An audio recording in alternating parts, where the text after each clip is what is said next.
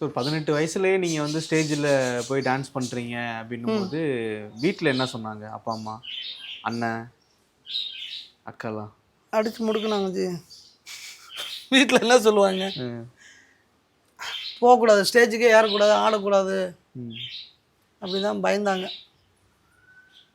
அதே மாதிரி நைட்டில் ப்ரோக்ராம் இப்போ தான் பார்த்தீங்கன்னா லாக்டவுனுக்கு அப்புறம் 10 to 12 இல்லை 7 to 10 தான் பர்மிஷனு. அதே மீறி 11 மணி வரையும் நடக்குது. அப்போல்லாம் பார்த்தீங்கன்னா ஆரம்பிக்கிறதே 11 மணிக்கு, முடிக்கிறது 3 மணி 4 மணி ஆகும்.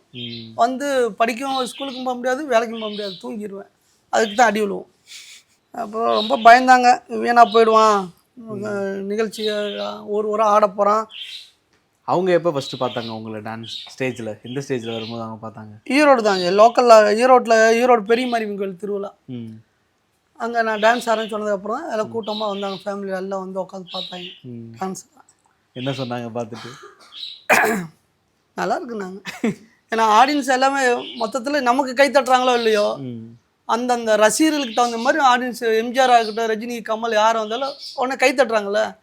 சுற்றி முற்றி மாதிரி பையன் ஆடுறதுக்கு கையெல்லாம் தட்டுறாங்க, நல்லா இருக்குன்னு நினச்சிக்கிட்டாங்க, அவன் நல்லா தான் பண்ணுறான் அப்படின்ட்டு.